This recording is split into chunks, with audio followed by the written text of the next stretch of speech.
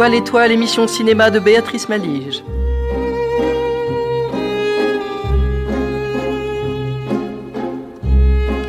Toile étoile du 27 janvier 2021, nous sommes avec Pierre-Jean et aujourd'hui je vous parle d'un film formidable. Vous devriez avoir ce film sur vos étagères chez vous ou ailleurs d'ailleurs, peu importe. Il s'agit de Lolita de Stanley Kubrick.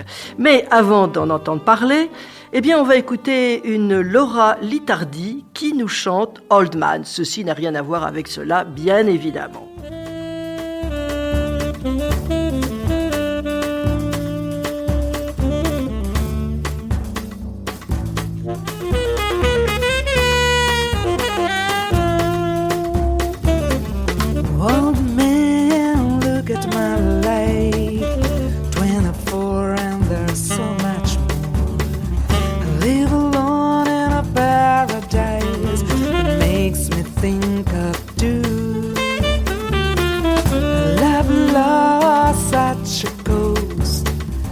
Give me things that don't get lost.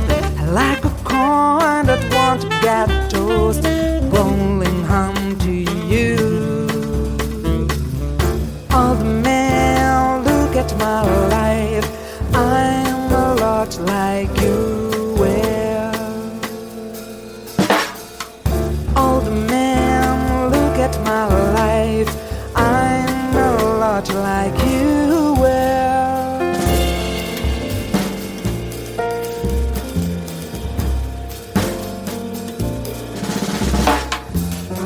Lullabies look in your eyes, run around the same old town. Does it mean that much to me, to mean that much to you? I've been first and last.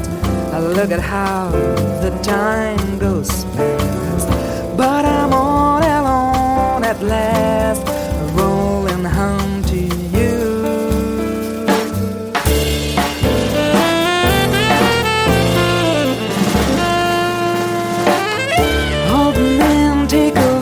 My life, I'm a lot like you.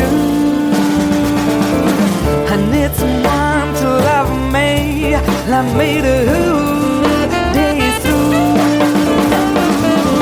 When I look in my eyes, babe, and you can tell that's true.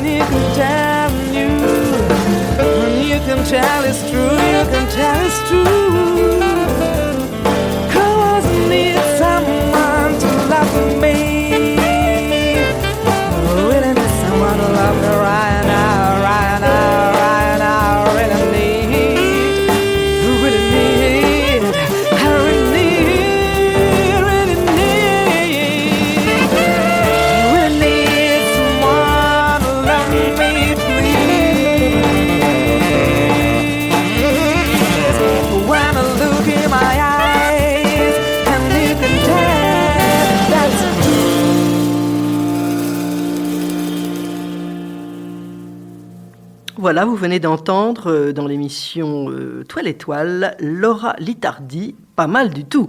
Elle a une très belle voix, une diction parfaite, elle est très bien entourée par d'excellents musiciens. Eh bien, merci Pierre-Jean, puisque c'est lui qui me l'a fait connaître.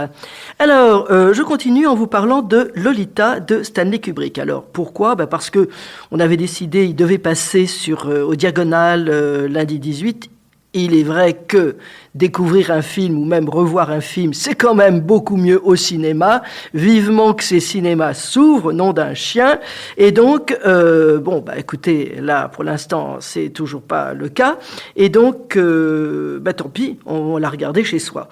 Parce qu'au cinéma, on y retrouve toute la magnificence d'un film. Évidemment, quand vous avez un écran qui fait 10 mètres de base, c'est quand même autre chose qu'un timbre-poste chez vous. Bon, je crois que... ce film, on ne va pas y aller par quatre chemins, c'est une réussite.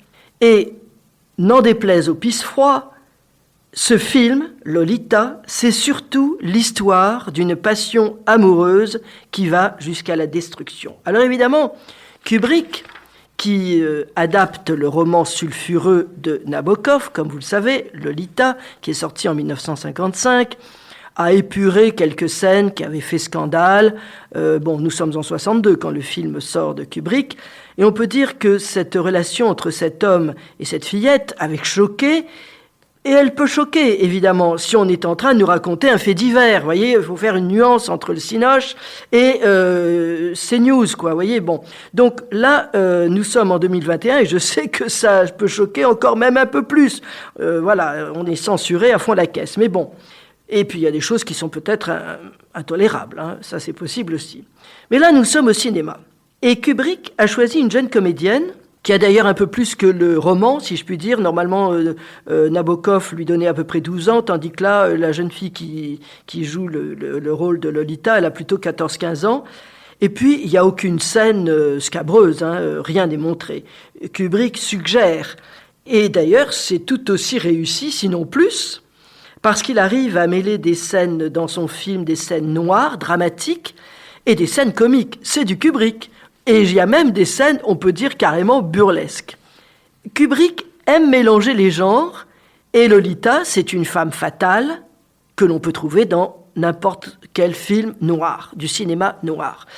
Lolita est devenue, par le talent de Kubrick, le film, j'entends, le parcours d'un amour fou. Un amour fou, mais dans tous les sens du terme. Et ça se solde par la destruction de cet amoureux. Et ce pauvre Humbert, puisqu'il s'agit de lui, est une victime. Le plus sulfureux des hommes dans ce film, c'est vraisemblablement Guilty, qui est interprété par Peter Sellers. C'est un personnage odieux, qui est à la fois drôle et grotesque, et certainement le plus malveillant de tous. Mais je ne vais pas vous dévoiler le film, si vous ne l'avez pas vu, il faut que vous le regardiez.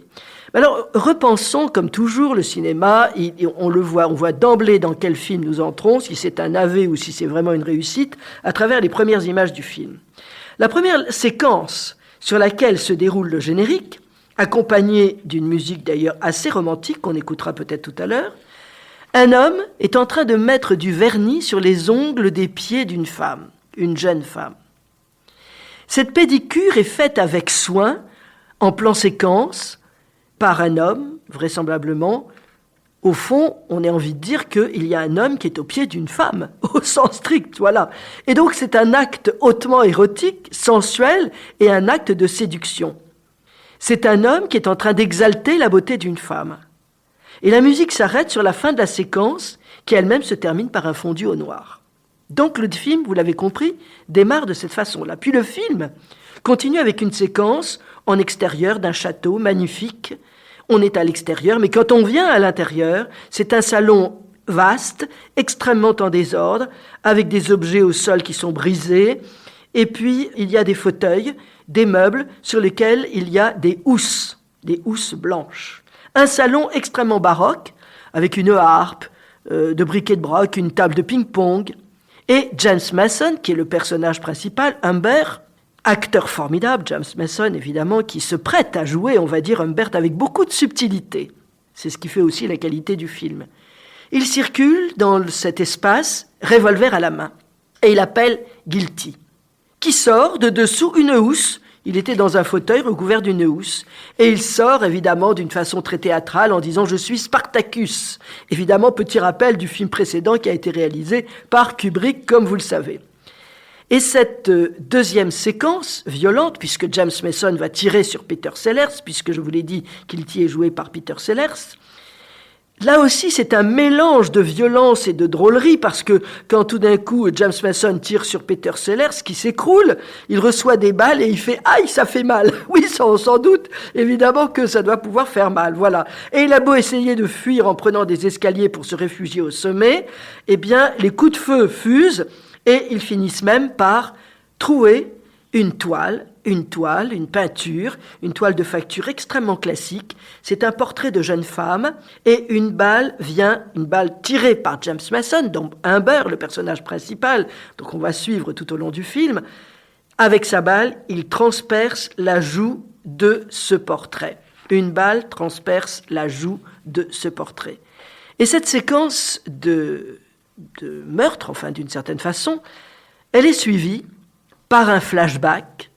C'est le récit du tueur, c'est-à-dire c'est Humbert qui va raconter en voix off comment il en est arrivé là.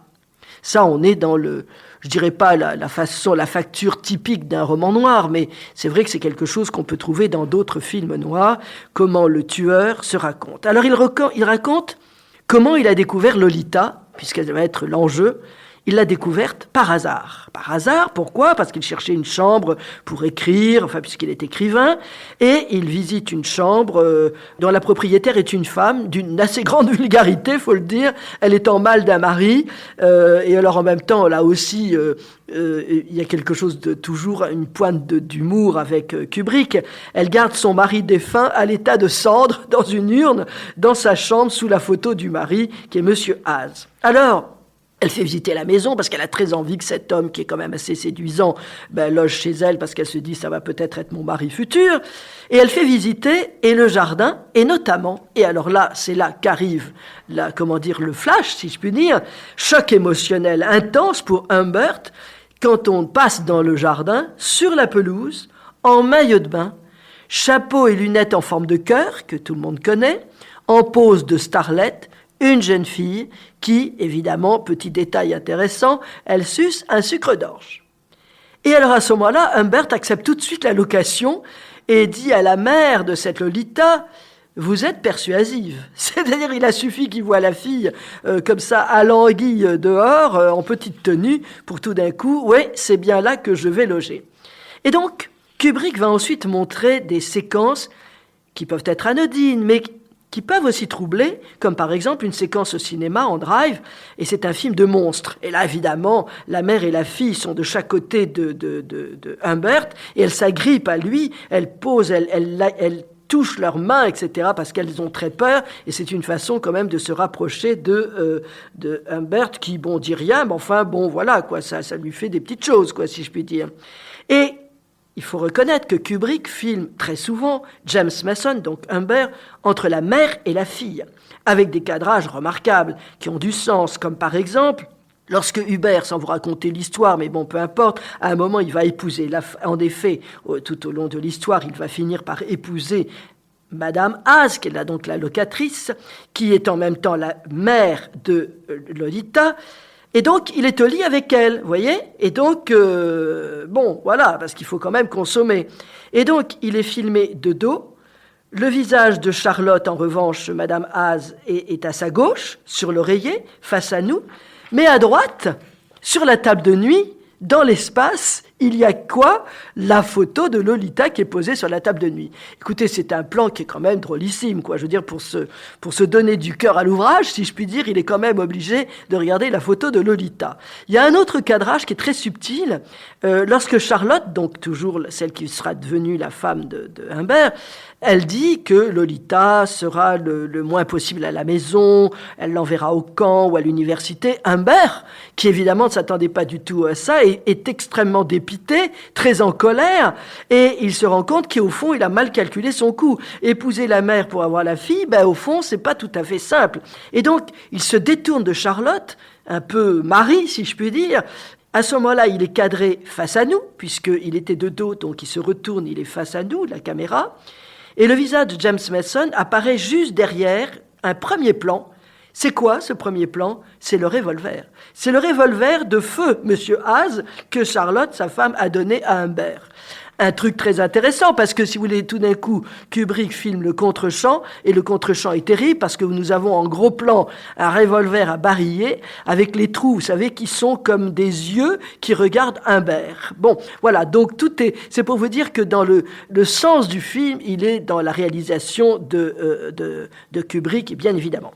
Et donc, c'est une très belle séquence, là, que je viens de vous indiquer, et qui va précéder la mort de Charlotte. C'est pas parce que je vous dis que Charlotte va mourir que je vous fais un scoop, c'est parce que le film est bien au-delà de l'histoire qu'il raconte. Kubrick montre aussi dans ce film une société de minables. On peut dire qu'ils le sont tous minables, que ce soit les friqués, les intellectuels, comme les gens pauvres. On le voit d'ailleurs, il y a une soirée de bal à l'école avec, vous voyez les femmes qui sont là, qui sont mises sur leur 31. Elles font du gringue à Humbert parce qu'il est écrivain, nanana. Et notamment, il y en a une qui se targue d'avoir des idées larges. Vous voyez ce que je veux dire? Donc voilà. Et le mari aussi, on se vante d'aller à droite, à gauche. Enfin bon, ça fait brancher, semble-t-il, déjà dans ces années-là. Et en même temps, Kubrick, à la fin du film, nous montre une Lolita que même Humbert parce qu'il va la retrouver, il a du mal à la reconnaître parce que quand il sonne, la porte s'ouvre, elle est là. C'est plus du tout la Lolita sulfureuse, glamour, érotique, désirable. C'est une petite chose assez insignifiante qui est là avec un mari, un bébé. Au fond, elle a perdu tout l'éclat de la jeunesse et tout érotisme, toute vie. L'éros, c'est la vie. Hein. Et lorsque le duo est constitué, Lolita et Humbert, parce qu'à un moment, il y a quand même, ça passe de l'autre côté, si je puis dire. Alors, Kubrick filme leur voyage, leur aventure, dans un road movie. Là aussi, c'est un style de film. Et sur ce chemin se suivent, comme je le disais, des scènes burlesques, des scènes dramatiques, mais aussi des jeux très dangereux. Alors, pour ce qui est du burlesque, eh bien, il y a notamment une séquence. C'est la séquence du dépliage du lit. Alors là, ça vaut le détour parce que il se trouve qu'ils arrivent dans un hôtel et alors il veut pas faire croire qu'il couche dans le même lit que la jeune fille. Donc il dit amenez un lit pliant. Bon, et donc le groom qui est très affairé. Il veut ouvrir dans la nuit, il se trouve que Lolita, elle dort, et donc ils veulent faire ça catimini, sans qu'on le sache, ils déplient le lit. Écoutez, c'est une séquence à elle toute seule qui vaut le détour, c'est vraiment désopilant. Et pour ce qui est des scènes dramatiques, eh bien, il y en a une qui est terrible, c'est quand notamment Lolita, on lui apprend que sa mère est morte, puisque Charlotte suicide ou accident, enfin bon, c'est un autre problème. Elle pleure, mais à chaudes larmes, quoi. Je dirais, ça dure un moment. Et voilà, donc c'est un moment de tension où même Humbert sait pas très bien quoi faire. Bon, voilà. Et puis, quand je parle des jeux dangereux, il y a notamment celui que Lolita propose à Humbert, parce que elle lui dit, on pourrait peut-être, parce qu'il dit, mais qu'est-ce qu'on peut faire? Je sais pas, on pourrait peut-être jouer. Alors elle explique des jeux qu'elle faisait avec son petit copain, qui sont peut-être anodins, j'en sais rien, mais si vous voulez, qui ont l'air anodins, mais enfin, chez un adulte qui connaît la chanson, c'est pas tout à fait anodin, voilà. Et donc là, ce qui est intéressant, c'est Kubrick, les films, Lolita, elle est au-dessus de lui. Elle le domine. Et même, elle vient comme une enfant, mais en même temps, voilà, c'est pas complètement une enfant. Elle lui chuchote des choses à l'oreille. Et lorsque se termine cette séquence, on va dire, elle se termine par un fondu au noir, au moment où tout d'un coup, Lolita va s'allonger tout près de lui. Alors, fondu au noir, qu'est-ce qui se passe? On peut tout à fait l'imaginer. Et évidemment, on notera aussi comment un écrivain s'inspire de la réalité pour écrire une œuvre. Humbert écrit un journal intime. Et quand il est découvert par Charlotte, évidemment, ça la met hors d'elle parce qu'il a des termes. Alors, il a beau expliquer que c'est utile pour un futur roman, voilà. Et donc, la vie qui est tournée en dérision, la trahison mène à la mort, sert de Charlotte. Et je vous le disais à l'instant, accident ou non, tout est possible. Et la musique, La musique, on ne peut pas, dans un film de Kubrick, ne pas parler de la musique parce qu'elle est toujours parfaite. Elle arrive au bon moment et extrêmement bien choisie. Alors, je vais vous donner qu'un exemple, notamment quand Charlotte veut séduire Humbert, donc sa fille n'est pas là, ça tombe bien, et elle commence à mettre une musique, un cha-cha-cha, et elle commence à danser autour de lui. Enfin bon, vous l'avez compris, elle essaie absolument de le séduire, de l'embrasser. Enfin, lui, il n'est pas trop partant parce que c'est plutôt Lolita qui l'intéresse.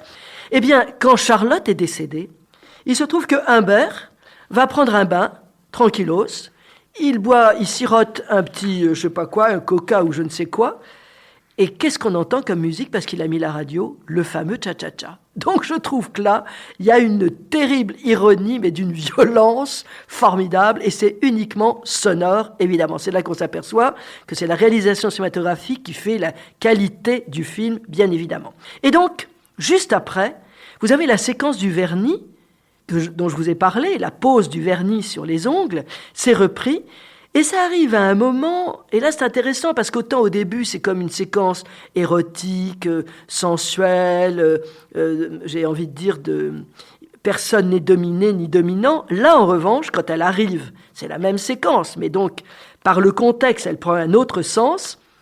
Humbert est devenu extrêmement jaloux. Et il lui interdit à Lolita d'être tout simplement une jeune fille qu'elle est, même avec ses amis du collège, quoi. Ça veut dire qu'il est vraiment...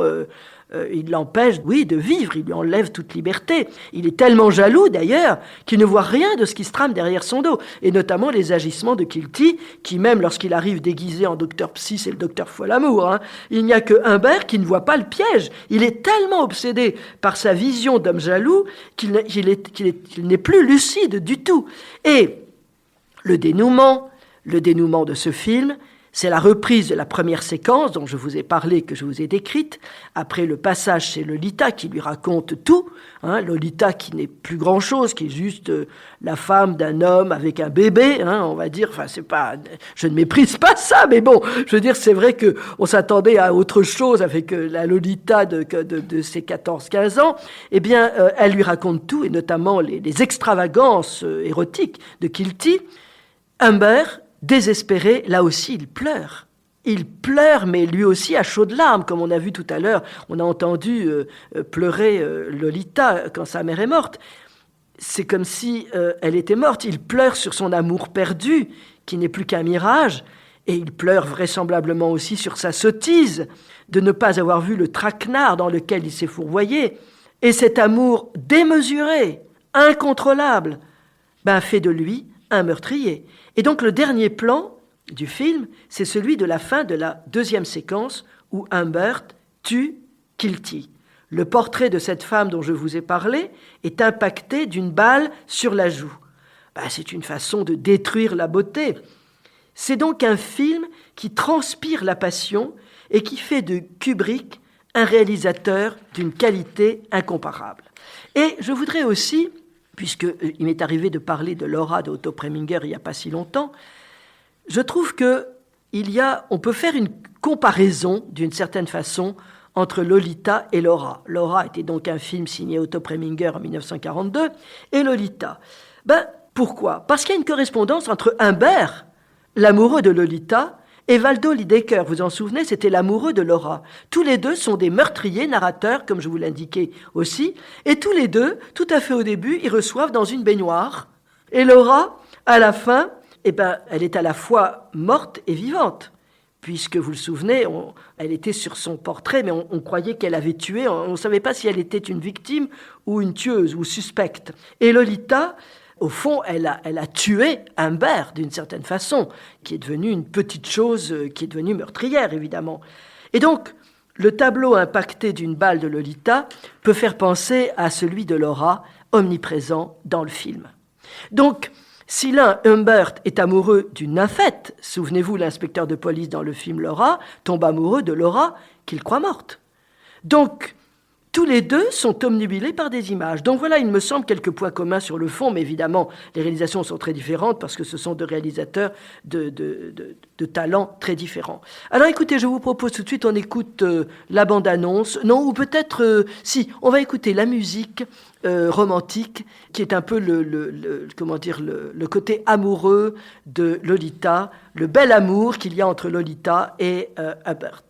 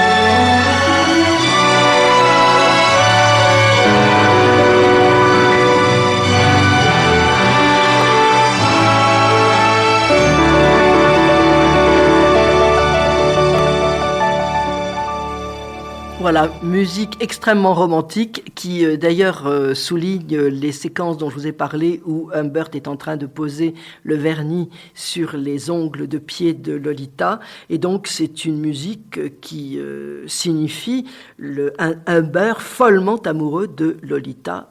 Voilà, et donc merci Pierre-Jean. Donc vous avez... Puis, je crois qu'il n'y a plus qu'à regarder Lolita si vous ne l'avez pas vu, parce que franchement, ça vaut le détour. Hein. Ça vaut le détour. Donc, vous savez que cette émission est rediffusée le mercredi vers 16h30, et sinon, vous pouvez l'écouter dans les podcasts et machin, et patin, gouveng. Et nous, on se revoit la semaine prochaine. Je vous parlerai d'un film qui n'est pas inintéressant. Alors, donc, rendez-vous la semaine prochaine, et portez-vous bien.